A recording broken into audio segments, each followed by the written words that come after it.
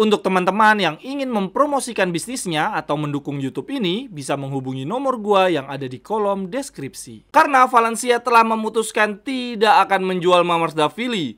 Hal inilah yang membuat Munchen belum berani memberikan lampu hijau untuk Yann Sommer pindah ke Inter. Cerewetan ceking kita, nyerewetin apa aja. Teman-teman yang sedang kalian saksikan saat ini adalah Cerewetin Inter. Apa kabar teman-teman semua? Semoga dalam keadaan sehat. Aduh, udah 3 atau 4 hari nih gua nggak cerewetin klub kesayangan kita, Inter. Hari ini gua akan bombardir berita-berita terhangat yang terjadi selama 3 atau 4 hari terakhir. Berita yang pertama, Inter telah melakoni 2 laga uji coba untuk pramusim ini. Yang pertama melawan Lugano dengan skor akhir 3-0. Seperti biasa ya, setiap pramusim kita selalu melawan Lugano.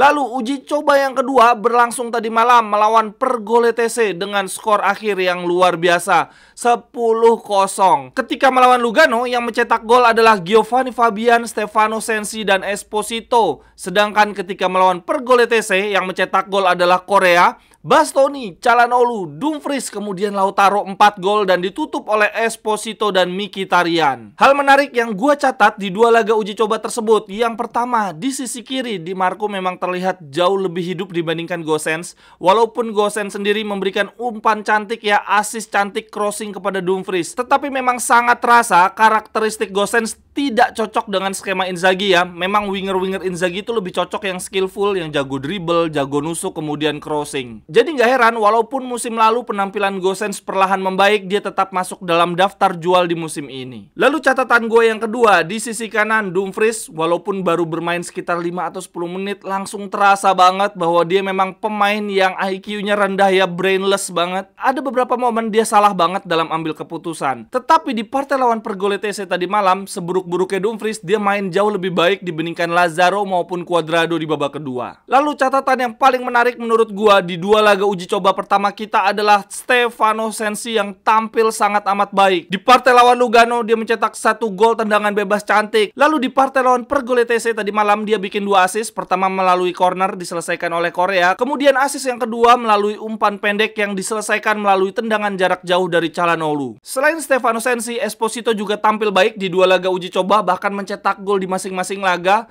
Selain itu menurut gua Giovanni Fabian tampil cukup bagus di partai melawan Lugano. Tetapi sayangnya menurut gua 3 pemain tersebut tidak akan ambil bagian menjadi skuad utama kita di musim depan. Padahal kalau dipikir-pikir kita kan sebetulnya memang butuh 1 gelandang lagi ya untuk melengkapi pos lini tengah kita. Nah menurut gua baik Giovanni Fabian maupun Stefano Sensi, pemain yang mencetak gol ke gawang Lugano, sebetulnya layak banget untuk mengisi pos gelandang ke-6 kita musim depan. Gio Fabian adalah salah satu gelandang muda terbaik di musim lalu ya di Serie B, mencetak 8 gol, luar biasa banget. Sementara Stefano Sensi semua orang udah tahu lah, bahkan di lawan Lugano dia mencetak gol dengan tendangan bebas luar biasa cantik. Tetapi masalahnya satu pos gelandang yang sedang dicari oleh Inter adalah pemain bertipikal fisikal ya. Sementara Stefano Sensi cuma tabrakan dikit aja langsung cedera, jadi udah jelas Stefano Sensi bukanlah pemain yang Inzaghi cari. Sedangkan untuk Giovanni Fabian secara karakteristik menurut gue cocok banget.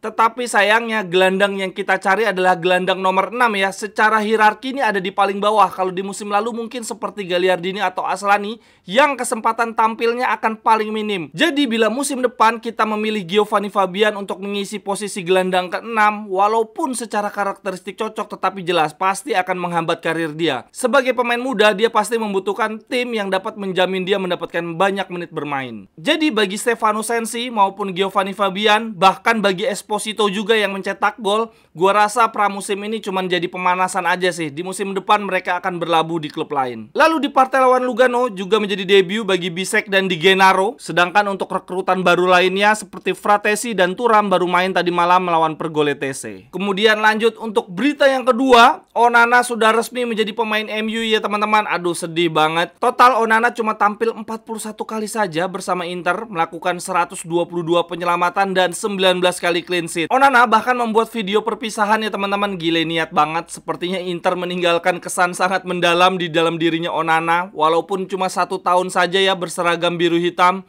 Ya iyalah, jelas Inter lah yang menyelamatkan karir Onana setelah mendapatkan scoring selama 1 musim. Di video perpisahan tersebut Onana juga bikin caption yang sangat menyentuh hati. Dia bilang begini, "Saya tidak pernah membayangkan perpisahan yang seberat ini. 1 tahun yang lalu saya resmi menjadi seorang biru hitam. Banyak yang mengatakan bahwa klub dan kota ini sangat spesial dan sekarang saya bisa mengkonfirmasi bahwa ini adalah hal yang benar. Di hari pertama saya datang, saya langsung menyadari bahwa ini adalah sebuah keluarga. Saya jatuh cinta pada San Siro, pada kurva dan kota ini. Sekarang situasilah yang membuat saya harus menempuh petualangan baru di Manchester yang akan saya lakukan dengan penuh antusiasme. Mungkin suatu hari nanti perjalanan kita akan bertemu lagi, tetapi sekarang saatnya saya menjalani tantangan yang baru." Aduh, sedih banget. Kemudian lanjut berita ketiga hari ini teman-teman. Ini masih ada kaitannya dengan Onana. Setelah kita kehilangan Onana dengan uang sekitar 50 juta lebih, sampai detik ini kita belum juga menemukan kiper pengganti teman-teman. Kocak banget. 2 nama kiper yang selama ini erat dikaitkan dengan Inter, Yann Sommer maupun Trubin, belum juga resmi berseragam biru hitam. Dan ternyata teman-teman, salah satu penyebabnya adalah karena Munchen sampai saat ini belum juga berhasil mendapatkan kiper incaran mereka, Mamardashvili, kiper dari Valencia. Bahkan ini banyak media mengatakan bahwa peluang Munchen untuk mendapatkan kiper Valencia tersebut sudah tertutup karena Valencia telah memutuskan tidak akan menjual Mamardashvili. Hal inilah yang membuat Munchen belum berani memberikan lampu hijau untuk Yann Sommer pindah ke Inter. Sedangkan di sisi lain, ternyata Inter ingin sekali menebus Sommer dengan harga sesuai release clause 6 juta. Yang artinya kalau Inter menyodorkan dana sebesar 6 juta, Munchen tidak boleh menolak karena memang klausul release clause-nya sebesar 6 juta. Tetapi teman-teman, terkait Inter yang ingin menebus release clause dari Yann Sommer, Munchen memberikan tanggapan bahwa release clause 6 juta untuk Sommer sudah berakhir alias sudah tidak berlaku. Artinya keinginan Inter untuk mendapatkan Sommer di harga 6 juta saja sudah pasti pupus. Alhasil sampai dengan detik ini, sampai dengan konten ini dibuat, Inter belum juga punya kiper, belum ada nama Sommer dan belum ada juga nama Trubin yang nasibnya juga belum jelas sampai dengan saat ini. Kemudian berita keempat hari ini, selain posisi kiper, Inter juga masih pusing memikirkan posisi striker ya teman-teman. Setelah kita melepas Dzeko dan Lukaku secara bersamaan, 2 target man kita di musim lalu. Sebagai informasi aja nih teman-teman, Inter berani melepas Dzeko karena sebelumnya Lukaku memberikan janji akan kembali ke Inter apapun caranya. Sekarang situasinya Dzeko-nya lepas dan Lukaku malah tidak kembali. Ini emang bangke banget si Lukaku. Dan nyebelinnya lagi teman-teman, kalau kita coba flashback 2 tahun yang lalu ya, ketika hubungan Inter dengan Lukaku lagi mesra-mesranya, kita lagi Scudetto. Saat itu situasinya Inter harus mengorbankan salah satu antara Hakimi dan Lukaku. Nah, kita akhirnya lebih memilih untuk mengorbankan Hakimi karena kita berpikir Lukaku akan menjadi masa depan Inter. Tiba-tiba Lukaku malah menerima tawaran dari Chelsea. Lukaku meminta pergi. Akhirnya Inter di musim tersebut, 2 musim yang lalu, kita kehilangan Hakimi dan Lukaku secara bersamaan. Di saat itulah akhirnya kita merekrut Dzeko. Lalu lanjut nih di musim berikutnya, yang mana itu adalah musim lalu. Inter akhirnya mengabulkan Lukaku untuk kembali ya. Dan karena kita mengembalikan Lukaku, sampai-sampai kita mengorbankan Dybala. Dan kemudian masih berlanjut lagi di musim ini. Kita ingin mempertahankan Lukaku sehingga kita harus melepas Dzeko dan bahkan harus menjual Onana supaya bisa menebus Lukaku dari Chelsea. Tapi yang terjadi adalah Dzeko pergi, Onana terjual, tetapi Lukaku malah membuka pembicaraan dengan Juventus. Ini Lukaku nyebelinnya luar biasa banget.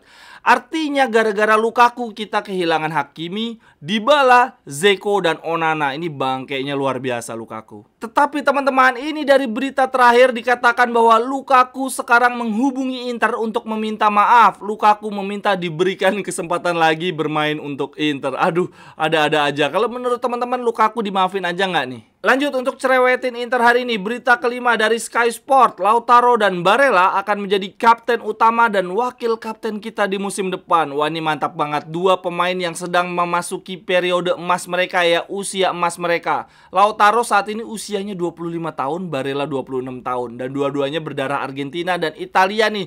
2 warna paling kental dengan Inter. Wah, luar biasa banget. Terakhir untuk cerewetin Inter hari ini, Marcus Thuram resmi menggunakan jersey nomor 9 untuk musim 2023. 2023-2024. Kita lihat nih, apakah Thuram sesukses nomor 9 sebelumnya? Ada nama Lukaku, Ronaldo, Eto'o, Icardi. Siapa lagi teman-teman pemain nomor punggung 9 yang sukses bersama Inter? Tetapi kalau gue lihat-lihat dalam sejarahnya teman-teman ya, pemain dengan nomor punggung 9 di Inter nih biasanya penyerang tengah nih, kayak Ronaldo, Eto'o, Icardi. Tidak ada yang tipikalnya second striker atau winger seperti Thuram. Kalau menurut gue, Thuram lebih cocok pakai nomor punggung 7 atau 11. Tapi apapun itu, yang penting sukses deh untuk Thuram. Sekian dulu untuk cerewetin Inter hari ini. Silahkan pendapat teman-teman tuliskan di kolom komentar. Sampai ketemu di cerewetan-cerewetan berikutnya. Bye-bye. Cerewetan ceking kita nyerewetin apa aja.